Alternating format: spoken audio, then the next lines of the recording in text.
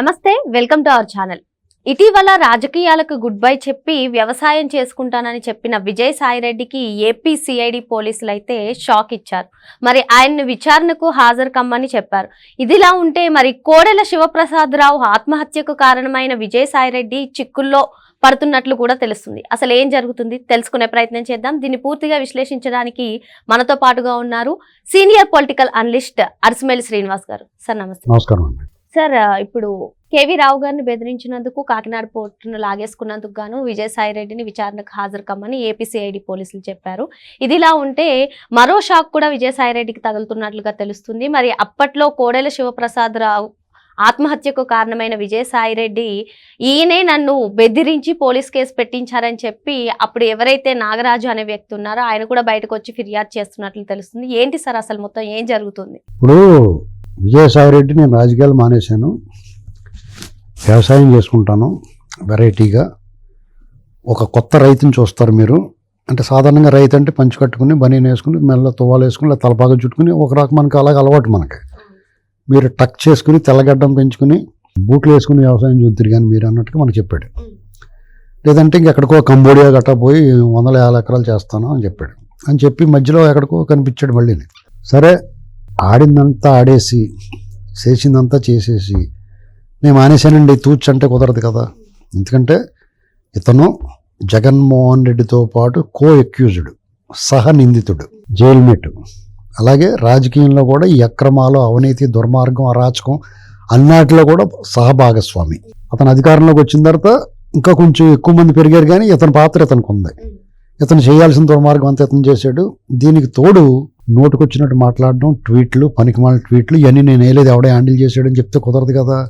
నీ అకౌంట్లో నీ పేరు మీద చంద్రబాబు గారిని, లేదా లోకేష్ గారిని, పవన్ కళ్యాణ్ గారిని, రఘురామకృష్ణరాజు గారిని, నేను ఇష్టమైనట్టు పురంధరేశ్వరి గారిని నీచాతి నీచమైన భాషలో నీ స్థాయికి మించి నువ్వు వర్స్ట్గా బిహేవ్ చేసావు. పైగా నువ్వు పెద్దల సభలో ఉన్నావు. రాజ్యసభ అంటే చాలా హుందాగా ఉండాలి. నీకు పైగా ఆ గవర్నమెంట్లో వాళ్ళకి ఏదో నీకు మంచి పొజిషన్ కూడా ఇచ్చేసారు. ఏదో వాళ్ళు కూడా తెలుసుకోకుండా ఇతను ఈ విషయాలు ఏం తెలుసుకోకుండా ఇచ్చేశారు. ఇలాంటి పరిస్థితుల్లో అతనికి అర్థమైంది, క్షౌరమైంది. జగన్మోహన్ రెడ్డితో ఉండటం వల్ల ప్రజలందరూ చీకొట్టారు. కనీ విని ఎరిగిన పరాజయము, పరాభావం ఎదురైంది వాళ్ళకి. ఇక ఇల్లు కూడా ఊరుకునే రకం కాదు. చంద్రబాబు నాయుడు గారు కొంచెం వీళ్ళతో మనకెందుకని వదిలేసినా కానీ లోకేష్ గారు వదిలేలా కనపడతలేదు. పవన్ కళ్యాణ్ గారు వాళ్ళు కూడా వదిలేలా కనపడతలేదు. బీజేపీ వాళ్ళు ఎంత సపోర్ట్ చేసినా కానీ మనకు ఛాన్స్ లేదు అనేటువంటి బాధ, భావన అతనిలో వచ్చింది, భయం వచ్చింది. అందుకని జగన్మోహన్ రెడ్డి కూడా ఇతన్ని అనుమానిస్తున్నాడు, ఇతని పాత్రని. ఈ ఏదైనా అప్రూవర్గా మారిపోతాడేమో ఆడ తప్పించుకోవడానికి. ఆ పాత కేసుల్లో కానీ, వివేకానంద రెడ్డి గారి మర్డర్ కేసు విషయంలో కానీ, ఇలాంటి వాటిలో ఏదైనా ఇంకా కొన్ని స్కాముల్లో ఇవన్నీ నాకు తెలదండి, అతనే చేయమన్నాడండి, ఇంకో నేను తీసుకుని అది చెత్తనండి పట్టుకొచ్చాను అని చేయడం, ఇంకో ఆయన పట్టరమ్మంటారు కదా. ఇలాంటి వాటిల్లో ఏదైనా ఇబ్బంది ఉంటుందేమో అని చెప్పేసి జగన్మోహన్ రెడ్డి ఇతను పిలిచి ఇద్దరి మధ్య వివాదం చెలరేగినట్టు, వాగ్వాదం జరిగినట్టు, 2 పీకడానికి రెడీ అయినట్టు ఇవన్నీ వార్తలు వచ్చినాయి. ఎంతవరకు నిజమో తెలియదు కానీ జగన్మోహన్ రెడ్డి అలాంటోడే. అది జరిగిన విషయాలు ఉన్నాయి కొన్ని. కాబట్టి విరక్తి వచ్చి ఉంటుంది. వాళ్ళు చూస్తే ప్రభుత్వంలో రోజుకి దినదిన గండం 100 ఆయుష్లా ఉంది. ఎప్పుడు తీసుకెళ్ళి పెడతారో ఏం చేస్తారో తెలీదు. చంద్రబాబు గారు వాళ్ళని ఎంత పోగొడినా, లేకపోతే ఏం చేసినా, ఎలా బెదిరించినా ఏమి ఇక్కడ ట్రాయిలాగా ఉన్నారో వాళ్ళు ఏమి పట్టించుకోవట్లేదు. అసలు చలనం లేదు కదా, వీళ్ళు స్పందన లేదు కదా. అందుకని ఇతను వాళ్ళు పొగిడినా పట్టించుకోవట్లేదు, తిట్టినా పట్టించుకోవట్లేదు. వీళ్ళతో ఎప్పుడు అలాంటి ములుగుద్దురా బాబు అని భయం ఉంది. అలాగని వదిలేస్తే జగన్ ఇంకా తప్పుల మీద తప్పులు చేస్తున్నాడు. వాళ్ళని తిట్టు వీళ్ళని తిట్టు అంటున్నాడు. ఇక పుట్టి మునిగిపోయేలా ఉందరా బాబు అని చెప్పేసి నేను మానేశానండి అన్నయ్య, నేను పోతాను అన్నయ్య అన్నట్టుగా పోతున్నాడు. అయితే ఊరుకుంటారా? నువ్వు చేసేదంతా చేసి ఆట మానేశానంటే దుబ్బేసాయి ఆట మానేస్తే ఊరుకోరు కదా, వచ్చి కూర్చోమంటారు. అదే పని చేస్తున్నారు. ఇప్పుడు కేవీ రావు గారు ఆ పోర్టు విషయంలో, భూముల విషయంలో నోటీసులు ఇచ్చినా, నరసరావుపేట కోడెల శివప్రసాద్ గారు, డాక్టర్ శివప్రసాద్ గారి విషయంలో వీళ్ళు చేసిన దుర్మార్గం మానవీయ కోణంలో చూస్తే అంటే అది అవినీతి, అక్రమం, దోపిడీ భూముల విషయంలో.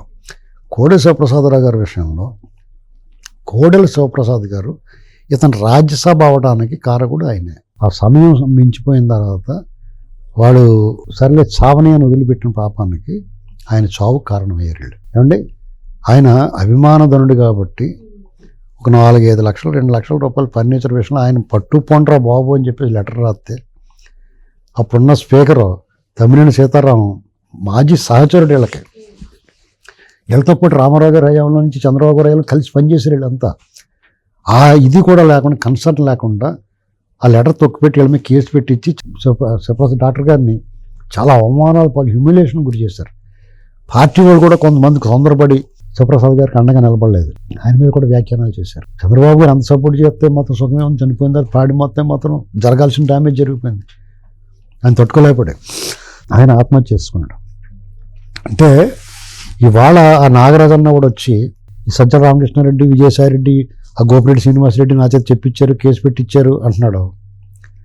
తాడి చెట్టులాగా ఉన్న నీకు బుద్ధి లేదా? నీకు ఒక పెద్ద జయగాంటి పని శ్రీకాకుళంలో నీకేం పని, ఇక్కడ నీకేం తెలుసని కేసు పెట్టి పైగా నువ్వు క్రికెటర్ అంటున్నావు. వదిలిపెట్టకూడదండి. ఖచ్చితంగా డాక్టర్ గారు అబ్బాయి చాలా కఠినమైన చర్యలు తీసుకోవాలి ప్రభుత్వం కూడా. ఈ విషయంలో విజయసాయిరెడ్డి అరెస్ట్ అవుతే ఇతను కూడా రాష్ట్రం అంతా పర్యటించాల్సిన అవసరం వస్తుంది. అన్ని పోలీస్ స్టేషన్లలోనూ, ముఖ్యంగా ఉత్తరాంధ్రలో ఇతని మీద ముబ్బడిగా కేసులు ఉంటాయి. ఉత్తరాంధ్రకు సంబంధించి అన్ని స్టేషన్లోనూ ఇతను కేసులు నమోదవుతాయి. ఖచ్చితంగా ఇతను అక్కడ హాజరవ్వాల్సి వస్తుంది. అంటే one way, enter the dragon, వెళ్ళటమే కానీ వెనక్కి రావడం ఉండదు. అందుకని అతనికి ఆందోళన ఉంటుంది, ఖచ్చితంగా ఆందోళన ఉంటుందండి. మనం ఎప్పుడన్నా మనమే శాశ్వతంగా అధికారంలో ఉంటాం, మనకు సాగుతుంది కదా అని చెప్పేసి మా అంతటి వాళ్ళు లేడని అనుకుంటే కాలం అనేటువంటిది ఉంటుంది, చాలా కఠినంగా ఉంటుందండి కాలం. సమయం ఎప్పుడు ఎలా మారుతుందో తెలియదు, వాతావరణాన్ని కూడా మన అదుపులో ఉండదు. మీకు సంపద అయినా అధికారమైనా ఎప్పుడు ఎలా వస్తుందో మనకు తెలియకుండా అలాగే పోద్ది. అవన్నీ గుర్తుపెట్టుకుని బలహీనుడి మీద బలవంతుడు బలప్రయోగం చేస్తే అది నీకు తాత్కాలికంగా ఆనందం కలిగించవచ్చు, కానీ ప్రకృతి దృష్టిలో అది రికార్డ్ అయిపోయి ఉంటుంది. ఏదో రోజు ప్రకృతి అన్నా నిన్ను శిక్షిస్తుంది, న్యాయస్థానాలన్నా నిన్ను శిక్షిస్తాయి. శ్రీకృష్ణుడు అంతటి వాడు సర్వాంతర్యామి, సాక్షాత్తు శ్రీ మహావిష్ణువు అవతారం, చిన్న గడ్డి పరక గుచ్చుకుని చనిపోతాడు. అలాగా నువ్వు అధమాధవుడు, నీచాతి నీచుడు, అస్సలు క్యారెక్టర్ లేనివాడు, నీకు శిక్ష పడటంలో ఆశ్చర్యం వింత ఏముంటుంది? నీది కాని రోజుని నీ బతుకు కుక్కలు కూడా చూడవు. నీకు సాగింది జగన్మోహన్ రెడ్డి, నీకు సాగిన రోజుల్లోనే నేను నీచాతి నీచంగా చూశాడు జగన్మోహన్ రెడ్డి. నీది కాని రోజుని నిన్ను ఇంకా చాలా గౌరవంగా చూస్తారు కూటమి వాళ్ళు ఏంటండి. కాబట్టి ఇది ఒక పాఠం కింద నేర్చుకోవాలి, కేస్ స్టడీగా తీసుకోవాలి.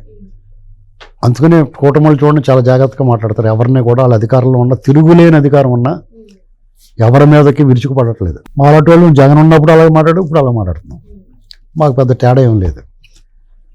అందుకని ఒళ్ళు దగ్గర పెట్టుకుని జాగ్రత్తగా ఎవరిని పెద్దంతరం చిన్నంతరం లేకుండా మంచి చెడ్డ చూసుకోకుండా ఆడాలని పిల్లల్ని గౌరవించి జాగ్రత్తగా నోరు అదుపులో పెట్టుకుంటే బతుకు పదిలంగా ఉంటుంది. సార్, విజయసాయిరెడ్డి ఇవన్నీ ముందే గ్రహించి రాజకీయాలకి గుడ్ బై చెప్పారా ఏంటి సార్? అసలు మీరు అన్నీ గ్రహించినా కానీ చేయగలిగినారు ఆకులు పట్టుకుంటే మానిపోతుంది కదండి. అతనికి ఆల్రెడీ కాలిపోయి ఇక్కడ ఆకులు పెట్టుకున్నా లేదు, నీళ్ళలో చేసి బొబ్బలు ఎక్కిపోతాయి అంతే.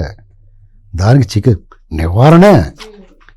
ఇప్పుడు మిగతా వాళ్ళు ఎందుకు మాట్లాడలేదు? వీళ్ళకి ఏం రోగం అని మాట్లాడారు. ఆ పార్టీలో చాలామంది ఉన్నారు కదా, ఇంకానే వాళ్ళంతా ఎందుకు మాట్లాడలేదు? వాళ్ళకి అది బుర్ర బుద్ధి ఉంది, వీళ్ళు బుర్ర బుద్ధి లేదు. జగన్మోహన్ రెడ్డితో పాటు పేటరైపోయారు. చంద్రబాబు నాయుడు గారు లోగుగా కనపడ్డాడు. లోకేష్ గారు అధికారం పోయేటప్పటికి వీళ్ళు ఎలా అణిచేస్తే నాయకులందరూ పారిపోతారు అనుకున్నాడు. తెలుగుదేశం వాళ్ళు వీరాది వీరులు వాళ్ళు. ఇప్పుడు వైసీపీ వాళ్ళు చల్ల చెదిరిపోయి పారిపోయి ఇతర పార్టీలు దూకేస్తున్నారు. టీడీపీ వాళ్ళు అన్న పోయారు, అలాగే 2-3 పోయారు, ఇంకా ఆగిపోయింది. అలాగా అది ఎంత హెరాస్మెంట్ చేసినా, కొట్టి ఎర్రగొట్టేస్తున్నా కానీ, గృహ నిర్బంధం చేసినా కానీ, అరాచకం చేసినా, ఎక్కడికక్కడ నిర్బంధం చేసినా కానీ, ఎక్కడన్నా దగ్గరెళ్ళి పోరాటం చేసి యుద్ధం చేశారు వాళ్ళు. వాళ్ళు వీరులు, వాళ్ళు శౌర్యము పరాక్రమము పైనుంచి కిందకి శౌర్యాన్ని చూపించారు, వాళ్ళు వీరత్వాన్ని ప్రదర్శించారు. వీళ్ళు పిరుగొడ్లు వీళ్ళు పారిపోతున్నారు, పార్టీలు మారిపోతున్నారు, భయపడిపోయి చచ్చిపోతున్నారు, దాక్కుంటున్నారు పోయి. ఆవిడ ఇప్పుడు వచ్చి అతను పిన్నెల రామకృష్ణ పెద్ద స్తోపం చెప్తాడు, అబద్ధాలు ఆడేసి అది ఇదని చెప్పేసి మొత్తం మీద చెప్పుకుంటున్నాడు. వీళ్ళు ఎప్పుడు కూడా కాగితం పుల్లి, వీళ్ళంతా జగన్మోహన్ రెడ్డి కూడా కాగితం పుల్లి, గారెత్తే ఎగిరిపోతాడు. వాళ్ళు ఫ్యాక్షన్ మెంటాలిటీ, కుట్ర, హత్య రాజకీయాలు అయితే వాళ్ళకి చేతులు పెట్టిన విద్య. ఇప్పుడు నీకు పెత్తనం ఉంది, డబ్బు ఉంది, నీకు ఒక క్రూరమైన మనస్తత్వం ఉంది, ఎవడైనా చేయగలుగుతాడు, నువ్వు నీ గొప్ప ఏంటి అందులో? 10 మంది దున్నపోతలన్నీ పెట్టిన చంపేంటారు బాబు అని చంపేస్తారు, పోయి వాళ్ళు కావాల్సిన పడద్దే, అంతే కదా. నువ్వు ఎవరిని ఉద్ధరించినట్టు? ఏదో రోజు దానికే బలవుతున్నావు. ఇప్పుడు పాములు పెంచి కూడా ఏం చేస్తాడు? పాములు పట్టుతూ ఉంటాడు, పాములే కరుస్తాయి ఎప్పుడొకప్పుడు. ఆద మనిషి ఉంటాడు, జాగ్రత్తలు తీసుకుంటాడు, అయినా సరే ఎప్పుడు ఆద మనిషి ఉన్నాడు, పాము కరిచింది. స్మగ్లింగ్ చేసి కూడా స్మగ్లింగ్ చేస్తానే దొరుకుతాడు. ఫ్యాక్షన్లో ఉన్నవాడు ఫ్యాక్షన్లోనే చస్తాడు. మామూలుగా ఏమి అనాయాస మరణం ఏమి పొందరాళ్ళు, బాబుదాళ్ళు ముక్కల కింద నరికించుకుని చేస్తారు వాళ్ళు. 100 కొట్ల తిన రాముందు ఒక గాలిమాని పడిపోద్దండి. అందుచేత ఎవడన్నా సరే మీకు సాగినంతకాలం ఇలాంటి పేటరైపోకూడదు. నువ్వు యుద్ధంలో పోరాటంలో నువ్వు నీ స్టోరెంట్ పేటరేగు పర్లేదు, ఒక కాజ్ కోసం, ఒక లక్ష్యం కోసం యుద్ధం చేయి. అంతేగాని అధికారం ఉంది కదా అని చెప్పేసి ఎగిరితే నిన్ను దేశి కూడా ఉండడు తర్వాత. మరి ఎవరైతే గత ప్రభుత్వ హయాంలో పేటరేగిపోయారో వారందరికీ కూడా శిక్ష తప్పదు, కర్మఫలం తప్పదు అని చెప్పి సార్ చెప్తున్నారు. Thank you sir.